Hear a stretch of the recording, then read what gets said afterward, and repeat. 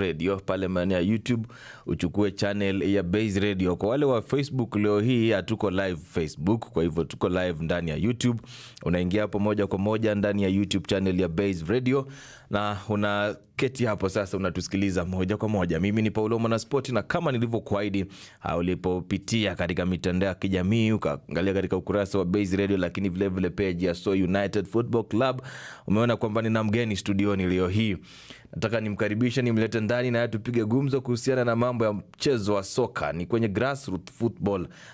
People who don't know about So United, you're gonna know it today, and you're gonna know what these guys are doing and in which league are they taking part.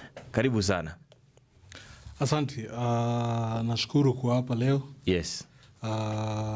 Na tumai kwamba tutajadilia mengi. Yes, na tukijadiliana mengi, huwa nataka watu kama wewe wajitambulishe, kwa sababu title naweza zitaja nikaacha nyingine. Asante sana. Kwa majina naitwa Airo Edwin Chahilo. Mimi ni wakili, kazi ingine. Dhidi na hayo mimi ni baba. Mimi pia ni mtu wa jamii. Yes. Na zaidi hayo mimi ndio ule mwanzilishi Patron. Patron wa So United. Yeah. Kutokea kule maeneo ya Likuyani. Yeah. Tuanzie hapo kwenye sheria, kwa sababu umesema wewe ni wakili. Ndio. Sheria na ball. Where does the law meet the ball? Ama kweli hakuna kitu ambacho akiguswi na sheria. Kuna msingi wa kisheria katika kila mambo ambayo tunafanya kijamii. Na katika mpira kuna hata zile sheria za wale wa referee kwa mfano. Lakini ukiangalia kwenye mpangilio haswa wa mambo ya mpira kama Kenya kuna zile regulations za Football Kenya Federation. Yes. Unaangalia kuna zile FIFA statutes katika masuala ya kidunia. Kwa hivyo sheria na mpira ni zinaambatana. Nasema kwamba moja haiwezi endelea bila ingine ama hivyo. Kwa hivyo kila kitu naweza kusema sheria ni muhimu kwa maisha yote. Yeah. Si mpira tu. Yes, na pia tukizungumza about football, we have the 17 laws of football. So ina maana kwamba ziachani kabisa, ziko pamoja. So Fountain Patron wa So United. Hii umeanzaje kwanza? Kwa sababu Fountain ni mwanzilishi, Ndio. Yeah. Kwanza kabisa So United wakati huu tunaweza sema kwamba imehitimu miaka 7. 7 years old. 7 years. Mwaka wa 2016 kuna vijana pale nyumbani. Manake kule ni nyumbani kabisa. Kuna vijana pale ambao walikuwa wanashiriki mpira, na nikawa na wafanyia mzaa kueleza kwamba siku moja ndakuja nunulia hii team jezi, ndakuja wanunulia mpira, manake walikuwa na mpira mmoja. So baadaye ikawa hivyo, nikaanza kuhudhuria mazoezi yao. Yeah. Na wakati mmoja walikuwa naenda kwa tournament. Nikaja kutoka Nairobi, nikawa nimewachukulia jazi. Yes. Pamoja na mpira kadhaa. Na ile furaha ambayo niliona kwa nyuso zao ni kitu ambacho kilinigusa. So tukaanza pale. Walienda wakashinda hiyo tournament. Na sasa wakakuwa magwiji pale mtaani. Wakati huo mkianza how many walikuwa wangapi? Wakati huo tulikuwa na vijana karibu wangapi? Naweza sema vijana karibu 15. 15. So we had the first 11 na 4 substitutes. Ndio hivyo tu, mambo hivyo. Unajua mpira huko nyumbani. Leo huyu amekuja zoezi, huyu mwingine hajakuja kesho. Hivyo. So ikawa ni kitu tu cha kijamii. Kwa hivyo vijana wakakuwa kila tournament wanaenda wanashinda. Nakumbuka wakati huo ukijaribu kuwachukulia kama zile pikipiki waende mechi, wanapata motisha sana. Yeah. Na nilikuwa naangalia huku Nairobi, unapata naangalia timu za mtaani huku Nairobi, naangalia wamepiga sare zao, wanakaa vizuri. Yes. Kwa hivyo nikawa najiuliza vijana vipi, vijana wetu wa nyumbani mbona tusianzishe? So wakati huo hiyo timu. So hizi mechi ambazo unawachukulia gari kwenda, zilikuwa ni tournament gani sasa? Za mtaani tu. Mechi za mtaani, labda waniambie leo hii weekend tunataka kwenda kucheza na ile timu. Hivyo, lakini jambo ambalo lilinipa msukumo sana ni ile azma yao. Manake walikuwa vijana wachanga. Yes. Na tukiendelea hatua baada ya hatua wengine, vijana hao walizidi kuimarika. Walizidi kuonyesha ile wanataka sana kucheza mpira. Yeah.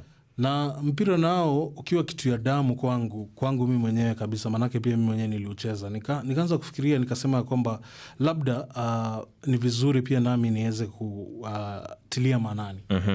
So kukawa kuna ile league, wakati huo ilikuwa inaitwa ile zono, ile ligi ya pale mtaani.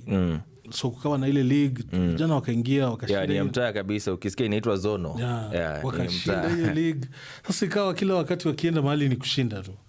So ndio maana tukakaa chini, na kuna mwalimu mmoja ambaye ni marehemu kwa sasa hivi Kenya, ambaye na mwenzi sana, ambaye alikaa chini na mimi akaniambia tujaribu tuingie kwenye ligi ya maana. Tukaingia. Wakati huo nilibahatika. So by then was the club registered? Tushafanya. Nataka nimshukuru sana jamaa mmoja anaitwa Eric Msonye. Manake yeye ndiye alikuwa TM wakati huo, kila kitu. Kuna Benedict na Masaka, kuna Collins Busolo, na wale vijana wanzilishi, wale wachezaji. Ilikuwa ni kama urafiki. Kwa hivyo ikawa ni rahisi sana. Baada ya mazoezi wote wanakusanyika pale, wanapiga zoezi. So ikawa ni jambo ambalo tunaona kwamba tunaweza likuza. Na kukuza hili jambo inahitaji sisi wote tuanze kupata mwelekeo mpya. So wakati huo tukaingia katika ile league ya Division 2. Na natumai Mungu naye amekuwa mzuri sana kwetu, kupita kiwango ambacho mtu unaweza tumainia. Manake nilikuwa na ule coach ambaye anaitwa Owen Makoha, nakumbuka vizuri sana. Owen Makoha sasa hivi ako Equity. Akatusaidia hapa kule. Na coach wa kwanza wa tajriba kuja Soi ilikuwa James Omondi, ambaye anajulikana kama Odijo katika hizi sekta za mpira. Odijo naye kuja pale akaleta msisiko mwingine wa ajabu. Manake yeye ni mtu anapenda vijana. Ni mtu mcheshi, mtu ambaye analeta furaha. So akanisukuma. Nakumbuka tulikaa Division 2 season 2. Tukapanda Division 1 season 1, tukajipata tuko pale NSL. Tukacheza NSL. Kwa hivyo ni safari ambayo nikiangalia mimi mwenyewe, nikiangalia nyuma nasema ni safari ambayo... Wakati mkicheza NSL nakumbuka watu wameanza kuwa hype, wanasema mnakuja KPL. Ndio hivyo, naenda kueleza mbona. Na bado ukiangalia kutoka huo wakati ambao tukianza, jambo ambalo lilikuwa muhimu sana kwetu ni kuweka ile msingi wa kutaka kusema kwamba tunataka kucheza mpira wa aina gani. Hiyo ndio ilikuwa tofauti yetu na wale wengine. Manake tulianza kucheza mechi za kirafiki na timu kubwa, Kakamega Homeboys, tulikuwa tunazoea pale, tunaenda tunacheza hizo. Kwa hivyo vijana walikuwa wanakuwa. Baadaye ikawa sasa timu haiwezi kuwa tuna ile sura ya nyumbani. Manake pale nyumbani nilikuwa na vijana wengi ambao hata kwa sasa bado wako kwenye hii ligi. Walikuwa vijana ambao walikuwa wamejitolea sana. Wengine sababu za kikazi wakaacha mpira, kama kuna kijana mmoja Peace Lukuto ambaye kwangu sijaiona mtu ambaye alikuwa ana uongozi. Kuna wale viongozi ambao ni viongozi lakini wamenyamaza. Lakini akija kwa mpira unaona uongozi wake. Kulikuwa na kama huyo, nikikumbuka sana hata ule nahodha wangu wa kwanza alitupeleka Division 1, Wilfred Chenani, wale vijana wa nyumbani. Nikiangalia kuna rafiki yangu sana Elvis Shamala, kwa sasa hizi ako pale Kajiado FC.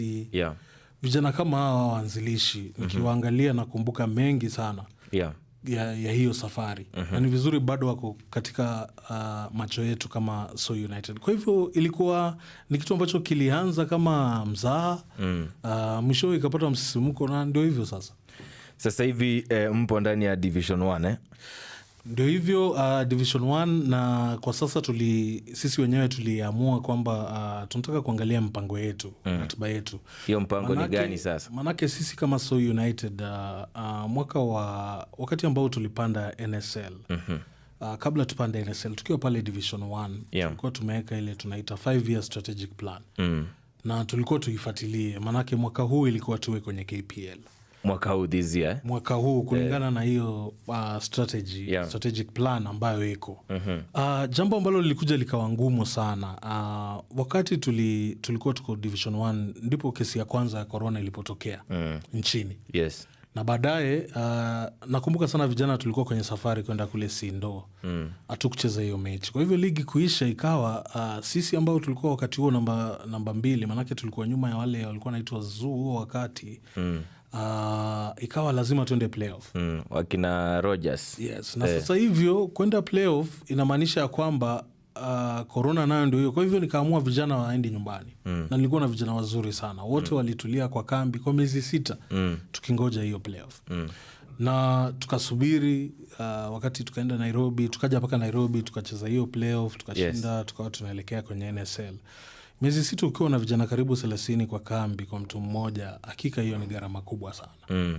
Lakini tulijitahidi na tukapanda na tukakuja pale NSL. Manake baada ya wiki 2 baada ya playoff tuliambiwa mechi yetu ya kwanza ni Buhungu. Na sisi wenyewe unajua waliona Soi wakajua Soi ni Kakamega County. Kwa hivyo kwa vichwa vyao ikawa hawa ni watu wa Buhungu.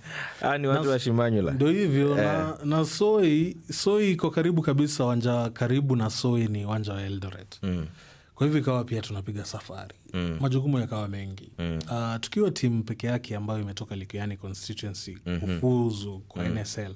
Na pia tukiwa timu peke yake kwa NSL huo wakati kwa county.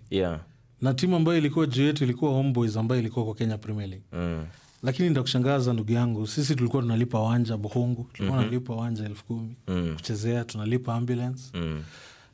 Na hii ni timu ambayo imetoka Division 1.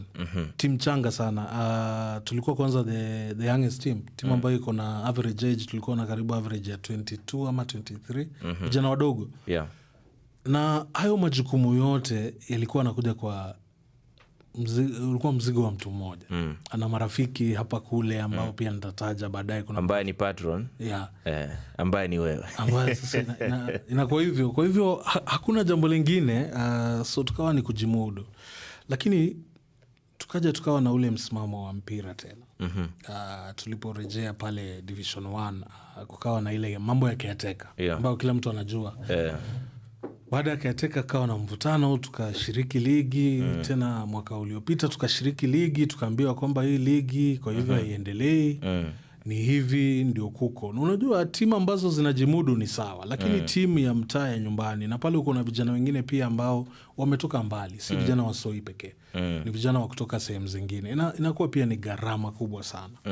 To what extent was the effect ya COVID na the caretaker government? A big impact. I will tell you that between COVID and caretaker government, what I can account for, I could have spent close to about 4.8 million shillings. 4.8 million. What I can account for. If we can round off, that is 5 million. Yes. Na hiyo si pesa ambayo umepangia. Manake hatukuwa tumepangia COVID. Tulikuwa tumepangia tunaenda tukipaa na tukiendelea na huo mpango. Alafu pia ikawa pia wakati huo nilipigwa na jambo moja kubwa. Nilija nikapoteza coach Mike Mwiruri. Rafiki yangu John wao ambao sasa kwa Homeboys alikuwa goalkeeper coach wangu, pia akaenda Sofapaka. Nao pia washika vijana wengine wawili watatu wakaenda kule Sofapaka. Marafiki zangu Sifuna, Simon Masaka na Juma wakaelekea kule. Au vijana wakienda Sofapaka, Edwin, tukiwa hapo, nyinyi kama club, did you benefit? Ndio nakwambia ni mchangoma, si rahisi. Wacha nikueleze shida moja ambayo hizi club za huko chini zitazidi kukuwa nayo. Ni kwamba wewe unamtengeneza mchezaji. Hakuna kitu kigumu kama kumtengeneza mchezaji kutoka ile level ya chini mpaka aje avutie ama aonyeshe mchezo wa hali ya juu ambao aonekane na watu wanacheza top flight. Hivyo kijana kama Ambrose nakumbuka nilienda paka kwao mwenyewe nikampata saa hizo anataka kwenda Nzoia kujaribu mazoezi. Simon nilikuwa nimemtoa Taita kule mbali huko. Juma naye nikiongelea historia yake ni refu. Lakini wakati Sofapaka walipokuja kwanza hata hawakutueleza. Jana wamegutuka wamekwenda. Did you had any agreement with those players? Kitu cha kwanza ni kushangaze, huu msimu vijana wangu wote nilikuwa nimewapa mkataba. Walikuwa na mkataba? Walikuwa na mkataba. Kwa hivyo tunaweza tukasema walivunja mkataba? Ndio hivyo, lakini utafanya lakini hawakufuata sheria wakivunja mkataba. Lakini unajua ni vijana pia. Na wewe kama mwenye timu unataka pia hao vijana nao pia wapanuke ama wafaulu. Of course, yeah. Kwa hivyo walipoenda kukawa pia kuna ule wanaenda, na ndio huo wakati tunaenda playoff. Na nikawa na bahati sana, kulikuwa na coach Samuel Twago ambaye pia ni binadamu wa kushangaza. Alikaa na hao vijana na ndiye akatupeleka mpaka playoff na tukaweza. Na kulingana na masuala ya kifedha naweza sema hivi, vijana watatu kutoka Soi tulivutana sana na Sofapaka mpaka ile siku ambayo kesho ndio transfer inafaa kuisha. Nikawa nimeweka mguu chini nikawaeleza hivi, wakasema vijana wote tutawapa 200,000, 200,000. That is a transfer fee ama? Everything. You know, so you look at it and you ask yourself, hii investment ni gani? Ni gani? Lakini baadaye tulija tukawapatia baraka zetu. Manake pia mimi nikawaachilia tu roho safi. Mimi ni binadamu hivyo. Fast forward, msimu uliopita ndio hivyo pia. Clubs nakwambia kulingana na sheria, na hii ni sheria. Yes. Na hii ni swala ambalo linafaa kuangaliwa sana na watu wa Kambumbu. Kwamba amateur club ukipeana mchezaji kule, zile hela ambazo unafaa kupata haipiti 15,000 ambayo ni development fees. Wale vijana wa Soi wanaweza kuwa wamevaa viatu zile za kuchezea, labda pea 5. Kila pea ni 4,000. Hujaweka chakula yao, hujaweka ile jezi. Na pia wengi wao lazima ukae nao kama mzazi. Lazima pia ujue familia zao zitaishi vipi hata kama hauna. Na masuala kama hiyo. Kwa hivyo hilo ni jambo moja ambalo linafaa kuangaliwa kwa dharura, manake ni kitu cha sheria. Kwa hivyo ni kitu ambacho kinaweza angaliwa na tukabadilisha. Sasa wewe Edwin kama wakili, ndio ukiangalia situation, if you look at our situation right now, yes. Ile tunasema ni kwa ground vile mambo iko, ndio tuendelee na roho safi ama we should now follow the law? Because kama mchezaji amevunja mkataba, hiyo nao kwamba amevunja sheria, kwa sababu amevunja mkataba ambao kuna saini yake pale. Ndio hivyo, masuala ya sheria ni ya kisheria. Hapo sijakataa. Lakini nataka pia uelewe ni sheria kwamba mimi nikimtoa mchezaji Soi na nimpeleke huo mchezaji mahali kama Nairobi City Stars kwa mfano, ile gharama ambayo kisheria wanafaa watakubali kunipa ni development fee. Manake watasema Soi ni amateur club. Na ukumbuke kwa mkataba, naweza kueleza mkataba wa Ambrose Sifuna, na huo ni kitu nakumbuka sana. Manake huyu ni kijana ambaye kwa roho yangu nilikuwa nimemweka karibu sana. Mkataba wake nilikuwa nimesema Ambrose kutoka Soi in his contract he had a release figure of 500,000 shillings. 500,000. Then kwa clause yake sasa ya release. Hivyo. Na Sofapaka wakaja wakatoa 200,000 kwa wachezaji watatu. Kwa hivyo ngoja, hakuna bargaining? No, in fact nakumbuka Collins Busolo ambaye alikuwa CEO wetu wa wakati. Aliniambia nimeongea nao sasa saizi wanasema mwisho watakupa 1,100,000 na 100K so clause ya 1.5. Nikawa najiuliza itakuwa vipi sasa. Na hizi ni talanta. Manake juzi Simon Masika ameitwa katika kikosi kuu cha Harambee Stars. Yes.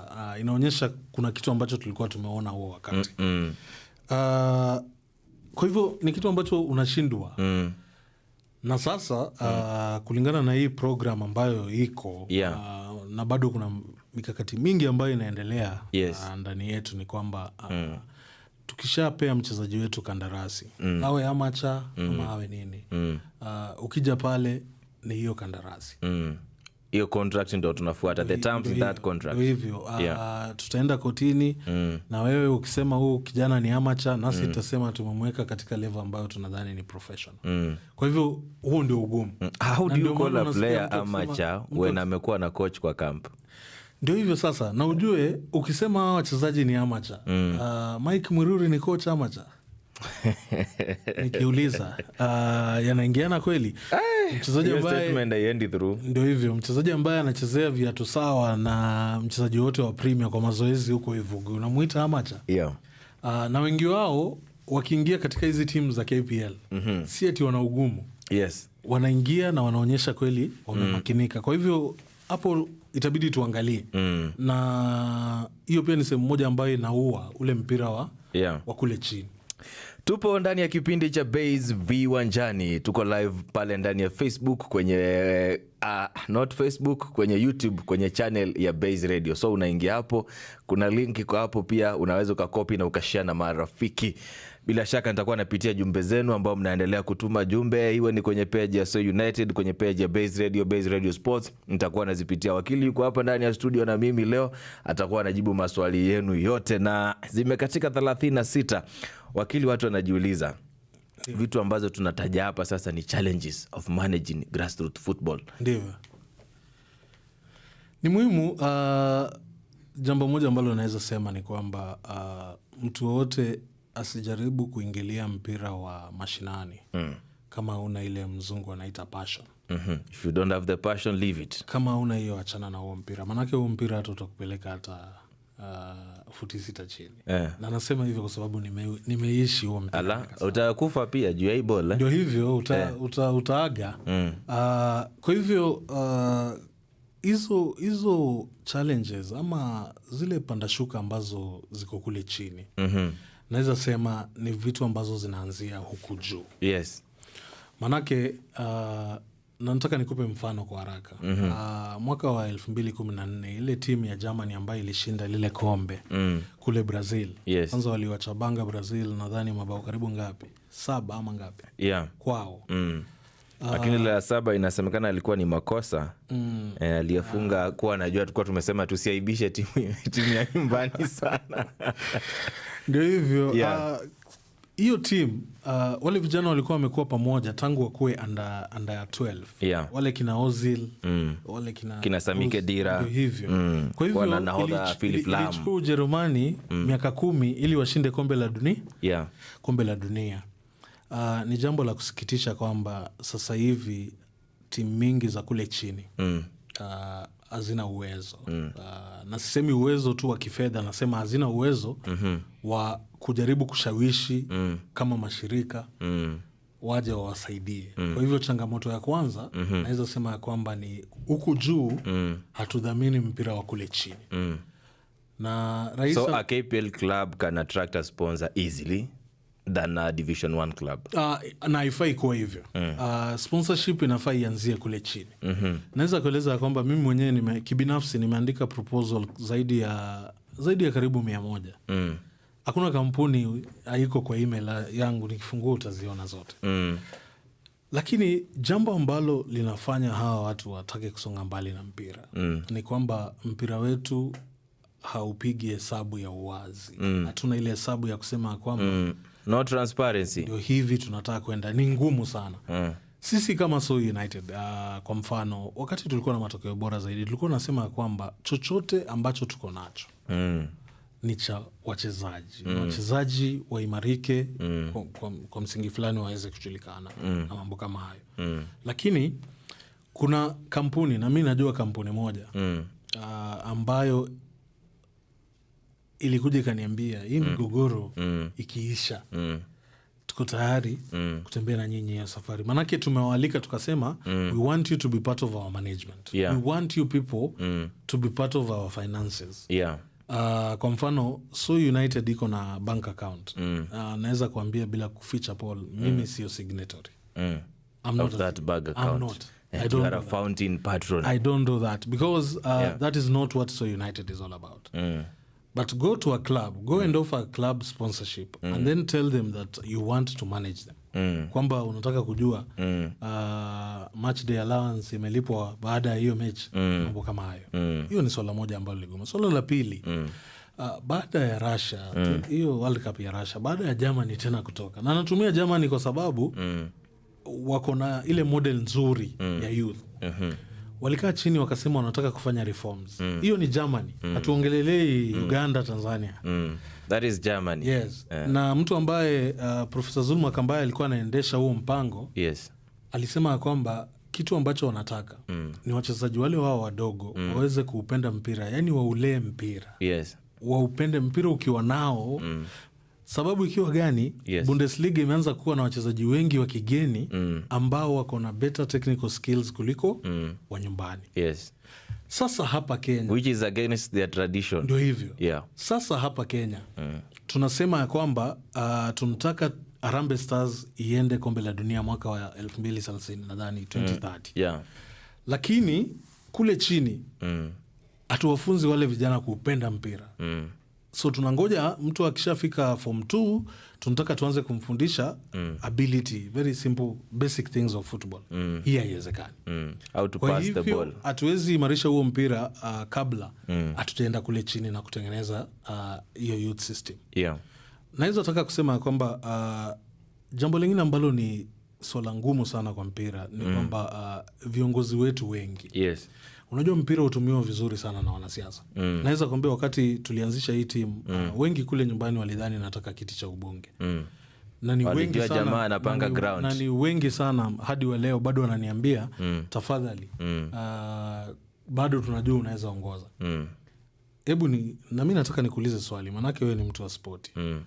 Kutokea mwezi wa 5 mwaka uliopita hadi mwezi wa 8 kwenye hii nchi kulikuwa na tournament ngapi za mpira? Tournament zimekuwa nyingi, watu wamezipanga. Ndio hivyo. Proper, kwanza kupigwa na pesa inatolewa, jezi na mipira. Ndio hivyo sasa.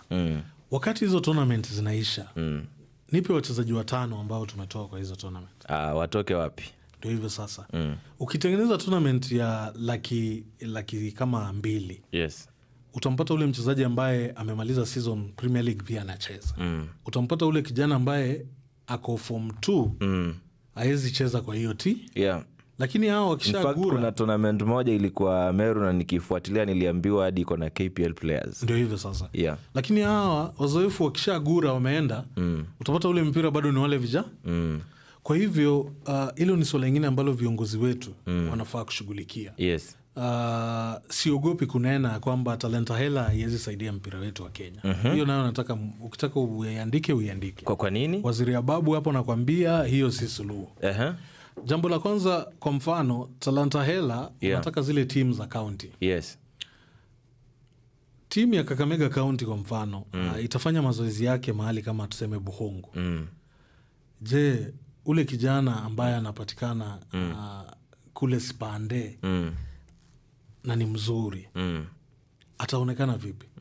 Tunatumia njia gani kuwachagua vijana kwa hii timu? Hawana nini maskauti wa kwenda kuangalia vijana? Maybe hii program haina pesa ya kuwezesha. Hapo tunakuja si hata hela. Talanta hela naweza sema ni mbinu tu. Ni mbinu ya kutumia hela za kiserikali. Lakini kwa mpira nasema hapana, haiwezi. Haitatusaidia. Manake talanta hela itakuwa kwa miaka ngapi? So your problem with talanta hela, is it the program or the individuals in that program? First of all, if I may say this from a legal perspective, talanta hela does not have a legal basis. It has no framework. And that's why on the 22nd, was it 22nd of May, Justice Lawrence, I think it was Lawrence Mugambi. Yeah. Alipiga stop. Ndio hivyo na akaambia ile komiti songe kando. Yeah. Na unajua kama komiti ambayo waziri alikuwa ndio anaiongoza inaambiwa isonge kando. Na waziri juzi kwa gazeti notice pia akarevoke some names. Tunasema ya nini? Tunasema nini kama Wakenya ambao tunauenzi mpira wa kandanda? Tunasema kwamba tayari ule foundation yetu haiko sawa. It is not right. Na tunatufaa kutoa talent kwa foundation. Ndio hivyo. Ni mwongozo gani ambao unasema talanta hela itatusaidia kwa miaka kama 15 ijayo? Manake nikisema talanta hela haitatusaidia kimpira, nataka unielewe hivi. Tangu jadi kumekuwa na hizi mpira za Kenya School, hizi za secondary board. Zimekuwa. Hakuna mahali ambapo talanta iko kama pale. Manake hao ndio wanacheza mpira kila siku. Mbona tusichukue using our secondary schools as our academies? Ndio hivyo. Mbona tusichukue hizo hela? Tukasema kwamba kwa kila county tunataka mkishafanya zile county games mtupe vijana wale wazuri. Yes. Vijana tutawaleta Nairobi. Manake kitu kingine ambacho hakina umaana, na mimi nasema hakina maana kwa ukiweka kwa kipimo ama ukiashiria kwa kipimo ni the Kenya, is it School of Talent or Talent Academy? How many has it produced? Let us face these things and let us be very realistic. Let us face the reality with a lot of honesty. Sababu nikisema hivi ni kwamba kama hatuwezi fanya vitu vidogo, zile vitu vidogo kama kukuza hizi talanta ambazo tunaziona mtaani. Je, tutafanya nini kubwa? How can we be entrusted with bigger responsibilities in the name of talanta hela? Kama juzi Vihiga Queens, pongezi kwao. Baada ya kushinda ligi walipewa milioni 1, sivyo? Safaricom Chapadimba inagharimiwa na ufadhili wa milioni 240.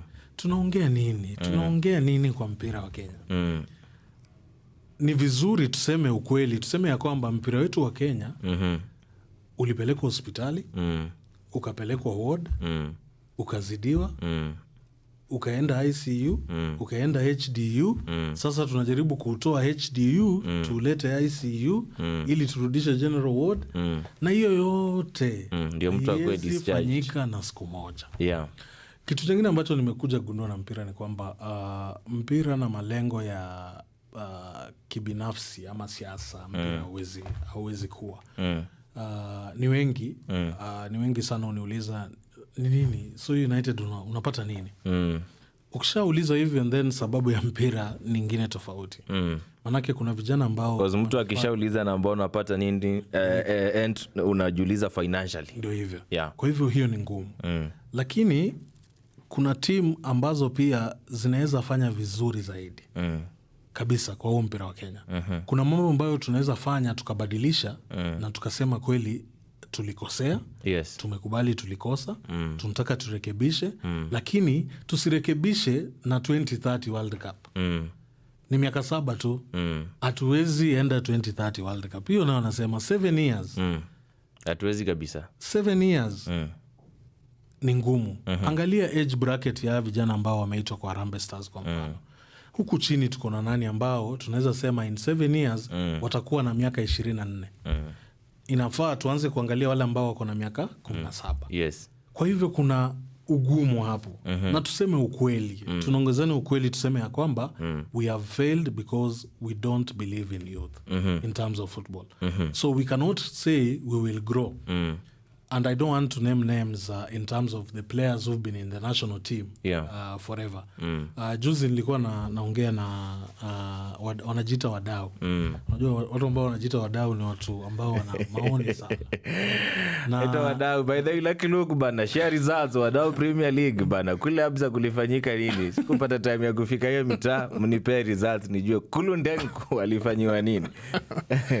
Kwa hivyo ukiangalia kusema kweli bila kuficha, kuna vijana ambao wameonekana. Na hao vijana wanafaa kuangaliwa. Hii ni tournament tu ambayo tunaenda Mauritius. Kuna vijana kama kina Tyson Otieno. Vijana ambao wameonekana pale Kariobangi Sharks. Kwa mfano, natumia tu mfano. Kuna sababu mbona Nzoia iko katika nafasi ya 3 katika ile jedwali. Ndio John Mwangi yuko pale, lakini na kuna mambo ambayo mambo haya yote hatuwezi kuwa kila wakati tunasema coach walifanya selection mbaya, coach hakufanya hivi. Labda turudi kule chini, tuangalie hizi timu zetu zinaweza chukua wale vijana wa karibu kivipi. Unaona? Hiyo ndio itakuwa suluhu. Manake vijana wengi ambao wamechezea taifa ama ambao wamecheza kwa hizi teams walichukuliwa wakiwa chipukizi pale kwa zile shule. So Edwin, ina maana kwamba vijana na hizi timu zenu sasa ni lazima serikali isaidie, ndio tusaidie wale vijana. Ama na hizi timu na zinaweza zikaja na program za kusaidia wale vijana na zikajisimamisha kama timu. Ukapata So United imejisimamisha kama timu, haitegemei sijui pesa fulani kutoka kwa government. True, it can happen. And ndio maana So United tukachukua nafasi tukasema hebu tufikirie. Hebu tukae chini, tujiwaze, tujiongeleshe wenyewe. Tuangalie ni nini ambacho tunataka kufanya tofauti. Na jambo moja ambalo tulisema, na mimi mwenyewe nililiapa nikasema kwamba siwezi kuwa na vijana ambao wanaumia kucheza mpira. Hii itakuwa ngumu kwangu. Na nikaja nikasema kwamba lazima sasa tuhusishe mbinu za sisi wenyewe kujisimamia. Kwa hivyo ni kitu ambacho kinachukua muda. Ni kitu ambacho lazima ukae chini, ufikirie, useme nilipita njia hii na nikapatana na haya magumu. Yeah. Tayari kuna wakati nimekuwa na mkutano na kama mbunge sehemu yetu pamoja na gavana na jambo likakuwa wazi kwamba kwa sasa CDF haina hela na kwa sasa pia hakukuwa na hela kwa county government. Yes. Hivyo na ukumbuke kama county iko na ile sports development bill mfano kisheria kunafaa kuwa pale na sports fund. Hiyo sports fund inafaa isaidie timu kadhaa kuja huku juu. Yes. Kwa mfano pale CDF kuna mbunge ambaye juzi nimeona CDF yake imenunulia timu basi. Timu ya mtaa imenunuliwa basi. Lakini ukiwa na kitu kama hicho, hiyo basi itatumika wakati kuna matanga, kuna harusi. Zile hela zikirudi kwa club, sitakuja kwa mbunge nimwambie nisaidie 10,000. Nimekwama. Yeah. Huo si mwelekeo wa mpira dhabiti. Na ndio maana pande wangu nikasema kwamba kama So United, yes, tutabadili mbinu zetu. Na kuna wakati tulipata watu ambao walikuwa nasema wanatusaidia msimu uishe. Lakini nikaangalia nikasema kwamba msimu ukiisha mpango gani uko hapo? Kwa hivyo sasa hivi tuko katika mazungumzo na watu kadhaa, mashirika kadhaa ambao tunawaambia tunataka mtupe mkataba wa miaka 5. Hatutaki mkataba wa msimu mmoja, hautatusaidia. Kama mnaamini ya kwamba tunaweza jenga pamoja, karibuni tuanzie chini wote. Tujenge hii miaka 5. Tujipatie tuangalie tunataka kufika wapi na hizi miaka 5. Mweke target, the 5-year target. Ndio hivyo. Mzungu alisema what gets measured gets done.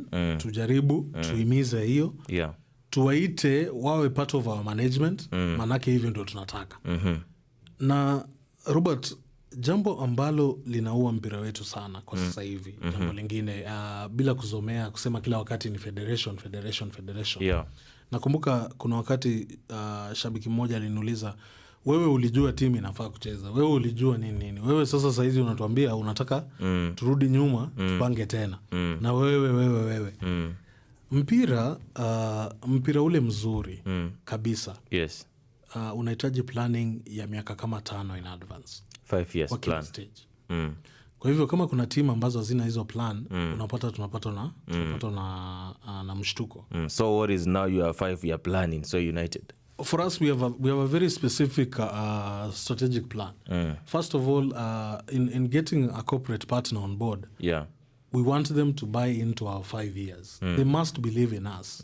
That's what we want to do differently. We must have people who believe in us. We must have people who not only are there for So United, but people who are there to create an individual who's complete. Our second element of this strategic plan is being self-sufficient. We might have a corporate sponsor on board, but So United wants to own assets that can bring meaningful returns to the club. And one of the assets that we are seriously trying to sell out is that we need our own training center. We need our own model facility. Name for me 4 clubs in this Premier League, Kenyan Premier League, who have a facility whereby if a team was en route to a tournament, they would camp and train there. Na itafuta sana. Ni ngumu. Yes. Now, that is the painful road that we are taking. We are taking that road. It is painful. It is demanding. But that is the only route that can guarantee longevity in the long term when you look at that. Thirdly, in our strategic plan, we've gone back to our academies. In fact, So United will now turn into an academy. So United will now generate its own players, monitor them slowly by slowly, until they get to senior level. And these players are going to be exposed to the best of what is available. And that's why we are telling our partners to be, that if you come on board, you must buy into this vision. It is an expensive vision, as opposed to somebody telling you, for this season we'll give you 6 million shillings. If you get to the next level, we'll give you 12 million. We have not developed. We want to develop the talents that are there at the grassroots. another feature number 4 of our new strategic plan, Yes. what our thinking, and there are people who are really thinking and brainstorming behind this, Yeah. is that we want to create value in the brand. Yes. Now we want our value to add, I want our brand to add value in terms of, are we valuable? People should see value that we can have 4 or 5 partners coming with us because they see value in it. Yeah. If we used to have we have about 6,000 followers, for example. Yeah. That was just traditional. What can we invest in to increase that value? Yes. And so it is so painful. It is a painful exercise. Yeah. Because when you go to these corporates Yes. and you're having a discussion with them, some of them will tell you that this is what we want. We've been honest enough also to say that there are areas where we failed. Yes. And and we've learned from those experiences. You see, the overburdening of everything being on one person's shoulders, that one is wrong in any environment. Ni kitu ngumu sana. Lakini kwa uzuri pia, kwa kubali hao makosa yetu, kwa kubali kwamba hapa tulikuwa tunakosa. Yes. Tunakuwa na ule ukweli. Na kuna pia na ule mpangilio, unapata kwamba kuna amani fulani around the team as we are going forward. And so that is what we are doing differently. Kwa mfano tu nikwambie Robert, it is sad that if CAF was to remain firm on matters club licensing, none of our teams will participate in those tournaments. Have you heard of Tusker ladies? I've not heard of it, but looking at the document, I saw that they've allowed teams to have a partnership with the ladies team. Of course. You see, now we are relying on they have allowed. Is that the case? I'm just saying. So we are just looking at it and saying, these are the realities. Yes. That you can participate in a league and the season ends. What have you achieved? When you go back to your club arrangement, what is the strategic plan around it? What is different? For example, now there's a rollout of this Chapadimba, which is coming, a very exciting tournament, by the way, for the young guys, 2004 forwards. Now, if we looked at that setup and we said that out of those kids, we are going to do follow-ups. How do you do follow-ups? For example, in Likuyani constituency, So United and Kona Rangers are the big teams in that area. In that area, we look at which secondary school has immense talent. And this is something that we are also looking at. Partnering with secondary schools at that level. As teams from those areas, you don't need to wait until Coach Muluya visits St. Anthony and these other schools and we start to make noise. Yet we are also within those localities. So how many schools per constituency can we model and say this is a soccer model school which has this talent? So we are going to use it as our academy. When you mention Kakamega High School, Green Commandos, the first thing that comes to mind is a powerhouse in terms of soccer. But how many clubs have affiliated? We have the Green Commandos, which is in the National Division 1. Again, a stepping stone for the boys. Not all of them that have come from the high school get into that team. Others go their separate ways. How do we monitor those talents, for example? We don't have statistics on that. So we need to improve on statistics. We need to invest in that. Lazima to invest, tuweke pesa hapo ili unajua ule kijana nilipomwona alikuwa class 7. Wakati huu ako form 2 ako ile shule anaendelea vipi? Statistics za mpira zikikuja hata kwa national office. Selection of this under 17, under 20s becomes a formality. Lakini kuna wakati unapata sasa hakuna hiyo. So that is a big challenge which needs to be looked at. I would propose we have constituency model schools in each constituency. Okay? So that when you want county games or when you want county selection, you know in Kakamega you are picking these schools because in that other school there's also an exceptional boy who cannot be matched by this other school. So it's all a process. It's a process. So it must, lazima tuweke hela mingi. Mark Daniel Owalo anakusalimia, anasema very good discussion, very learned, football minded. Patron Mr. Chailu anauliza what are the major handles being faced by Soy, and as a club today what are your suggestions and what do you have on table to solve them in future? Nadhani tulikuwa tumegusia hilo hapo kidogo, tulikuwa tumeliangalia. Namuona Siabi Cedric anasema yupo ndani ya kipindi Eldoret Home of Champions, is tuned in to base Viwanjani, and Joseph Mwabili says safi kabisa. Sasa wakili, kuna maswali mengi sana na nadhani tutakuwa pia na wakati mwingine hapa studioni uje kuyajibu, lakini kuna mtu anashangaa wewe ni fan wa Ingwe nini?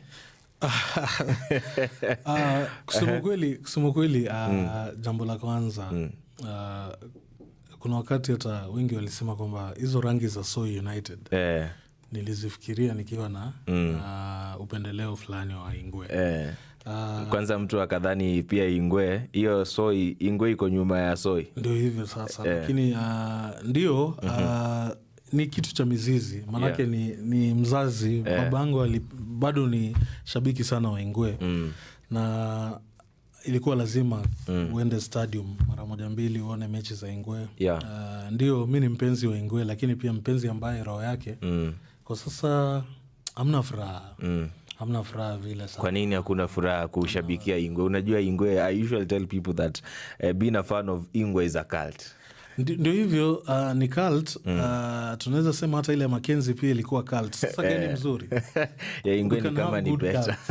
Naweza sema kwamba AFC Leopards, and this is also an issue that touches on other teams. AFC Leopards scouting apparatus is one of the worst in the league. AFC Leopards does not do good scouting. Why do you say so? I say so because some of these talents, AFC Leopards is the one that should have captured them.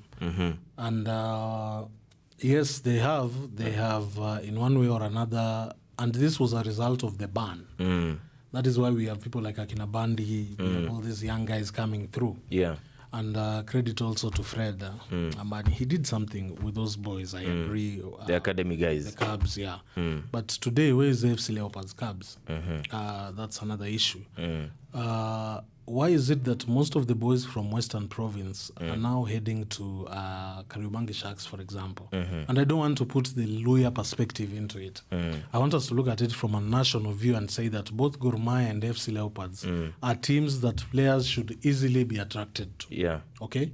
Again, we go back to what we've said, that we need a bit of transparency in football management in this country.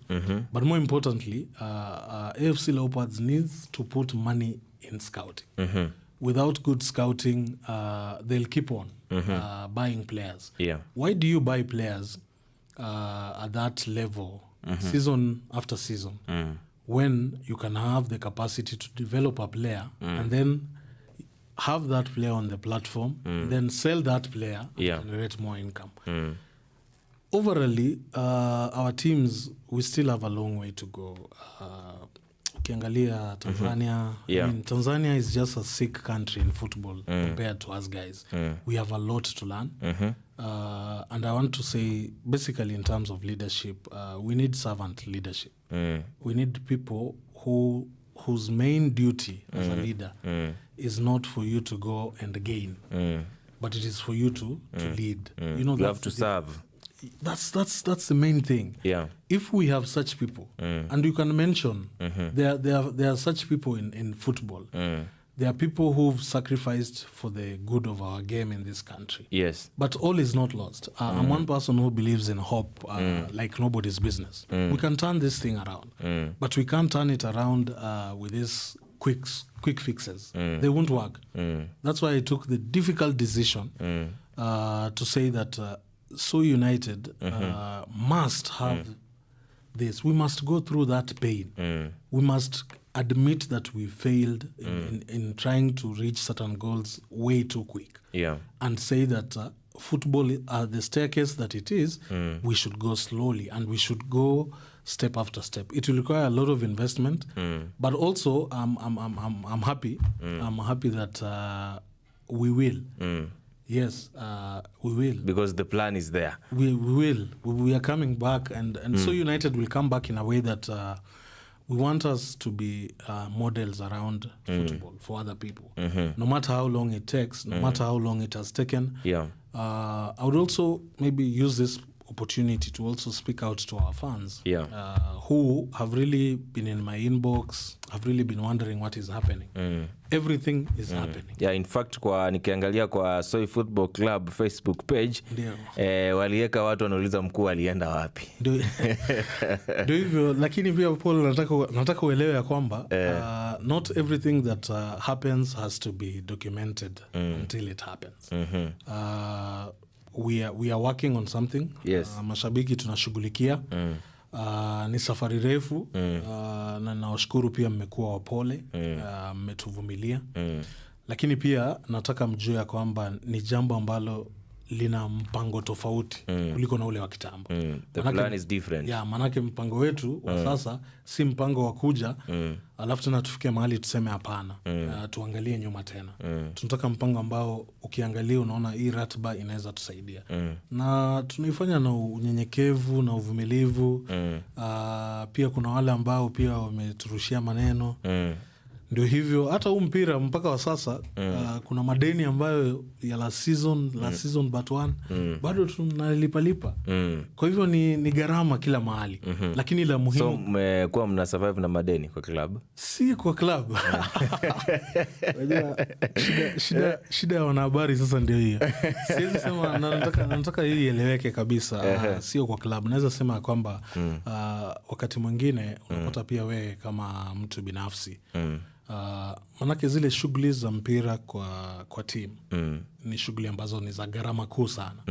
Kwa hivyo utapata wakati mwingine hata benki yako ukienda pale, kama ni benki wamekupa hizi hela leo, unafanya hivi, unarusha pale. Ndio hivyo. Kwa hivyo ni how much is the budget to manage Soy Football Club in one season? It depends with the division. Right now in Division 1. Right now, Paul, if today you gave me 7 million shillings, I will get to the NSL. Yes. If you gave me 15 million shillings in a season, in an NSL season, I'll take that team to the Kenya Premier League. And I'm saying this without any doubt. I will. 15M. Yes. From NSL to KPL. The NSL, and I know what the strategy will be. Not just money for the team and what. But I'm saying if that money is put in a good investment plan around it, and the team can be able to move. And one thing that kills all these teams in this republic is transport, for example. Transport. So if a team has its own transport, at times I look at certain teams and when I discuss with my colleagues, one of my friends who is the patron, the immediate patron of Mayanja Santos, very good friend of mine, we were sharing experiences some time back, and he was telling me that there are clubs which don't know what they have. And I don't want to name them because this is a national platform. You don't want to do that. But you can imagine if you're in a position to pay an NSL player, you give them winning allowance of about 8,000 per match, for example. Those boys will win all those matches. Yes, even if you told them, I'll give you a winning allowance of 8,000. And at the end of the month, all of you will get a stipend of 15,000. Everybody equally. They would look at from it, now your salary. Yes, they will look at it and say, let us fight for this 32,000. Those are 4 matches, isn't it? Let us fight for this 32. So that when we added a stipend of even that 15, that will come to about 37,000. And of course, there would be some benefits that come it depends with what the player has signed for. Right now, teams are struggling. To tell you the truth, even Kenyan Premier League teams are struggling. And I don't want to say it's the federation. I also want us to look at it and say that we need strategic plans around these clubs. We need them for these clubs to move forward. The management also have a part to play. Yes, we all do. And importantly, for the federation again, we don't need to rely on one title sponsor, for example, the KPL level. If Safaricom can pump 240 million into Chapadimba, and maybe the winners of the KPL get at most, the highest they've gotten maybe should be about 10M since maybe it started. I'm not quite sure on the figure.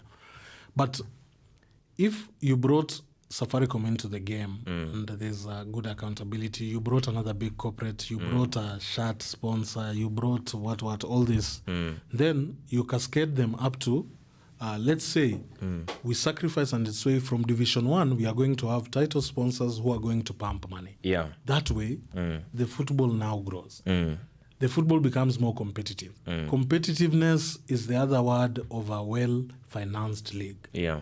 That is the difference. If you argue with me that Man City is a good team, I would still tell you they are better teams. I mean, we've seen better teams in this league. Brighton, for example, is a fantastic team. Yeah. You see, it's all about what are the philosophies we are instilling, what is the foundation we are instilling in these people, and then on the part of the leadership, both at national and even this, we must all sacrifice something.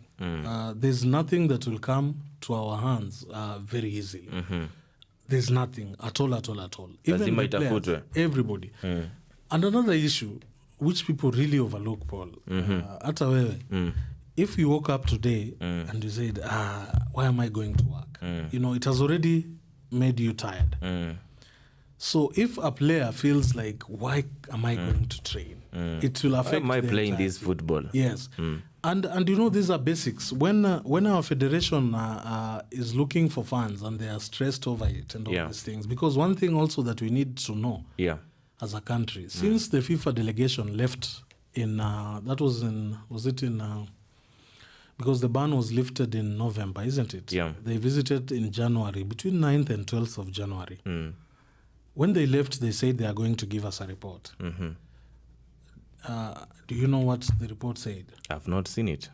So we don't know whether even FKF have been in a position to access funds, their accounts or anything, or these grants that we hear they are coming in. For example, we also need our leadership at national government level also to try and find out what were the findings, what are the issues, okay? And let's have an honest, like soccer symposium. You know, when we have issues in a sector at national government level, you even hear people say that we want to have a talk on illicit brews in Central. It's an issue. You have to form a committee. So if we treat soccer as an industry ourselves, if we look at soccer as tourism, we need a national conversation on what we are getting wrong. Let us not just look at what we are getting right.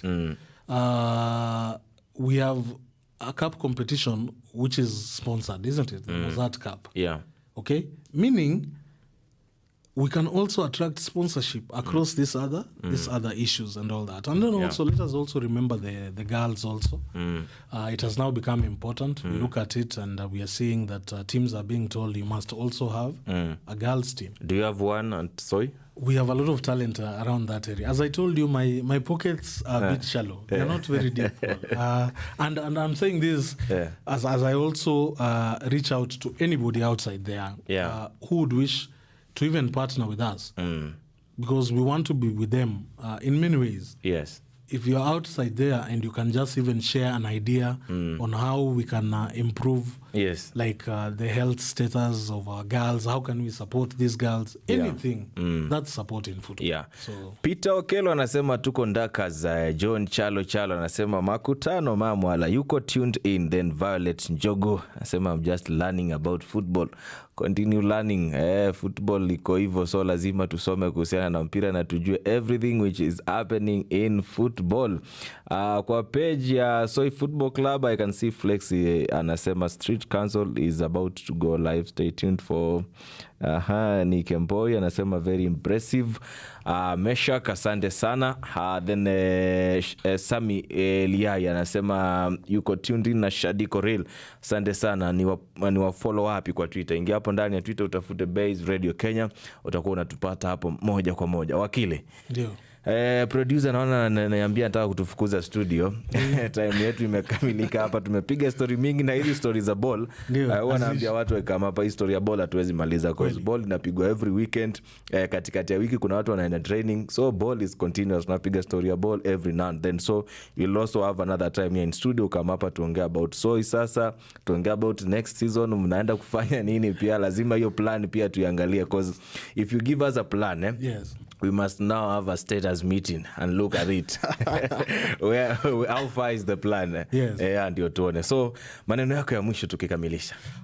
First of all, mine is naweza sema asante. Guys at Base Radio, young guys. I like when I see young guys because I get even more hopeful. Guys, for us to move our soccer, and this is just general, for us to move our soccer in this country, we really need to soul search. We really need to take a step back and say that there are things that are clearly showing us signs that we can do better. Where we have problems, we can still talk to one another. Yeah. But more importantly, we need to realize that we are going in the wrong direction. Compared to our neighbors, Tanzania and Uganda, we are doing one or two things ahead of our game. Even Rwanda. Even Rwanda is another class.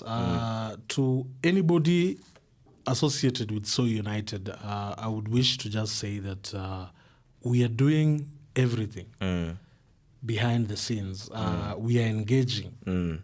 And when the time comes, when the right time comes, we are going to have a new way of relaunching. We are going to relaunch, but in a new way. We urge for that continued quietness and patience. Most of the things that are done with a lot of noise and a lot of mbwembwe, they rarely get us anywhere. In fact, kuna swali hapa la Cedric Siabi.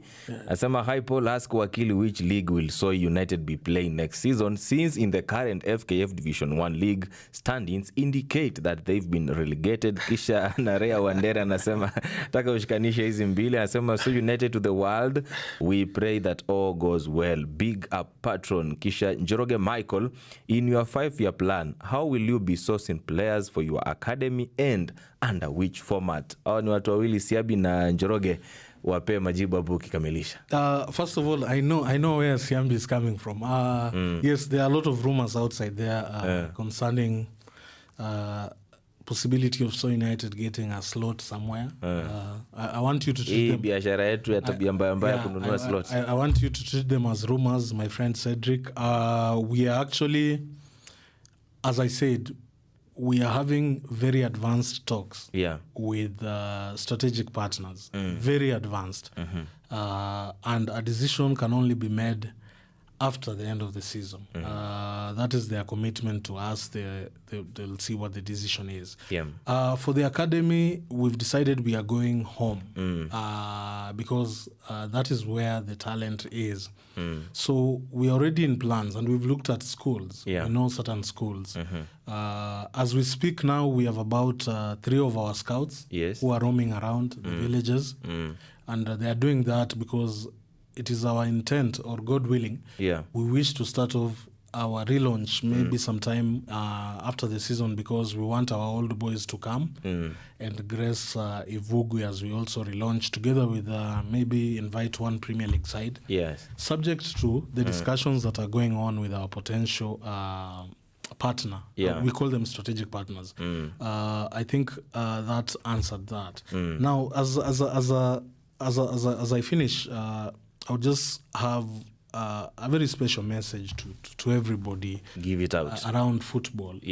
Is that we've gone through so difficult times. We've gone through the worst and the worst of times.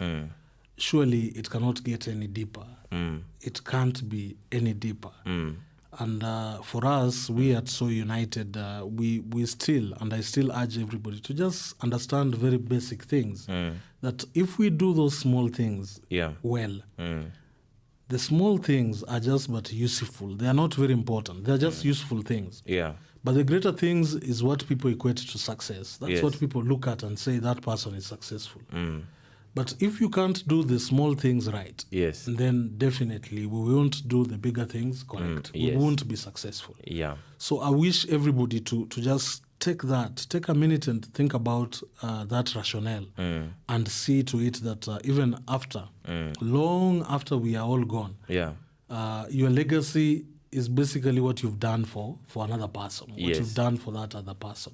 And that's what drives, or that's what keeps us all together on this earth. I'm saying this because we all have fights in football, very serious fights on matters even at national level. We've seen the federation or having all these issues. Yeah. But also, there's a time where we can voice some reason in all our deliberations and get to a certain point. So again, I say thank you. Yeah. And guys, as I said, treat everything as rumors until our final decision with the strategic partners has been reached. And Cedric, for the last time, please don't prove that again and again and again. I've told you we're just having talks. So to our fans, we will. I promise you that we will be back. No matter how long it takes, please be patient. We are working on what we need to work on, and we will surely be back. Thank you so much Mr. Wakili. Sasa utakutana na Mike Mwithiga ndani ya kipindi cha Base Viwanjani second half, mkiangalia City vile walifanyia Inter Milan.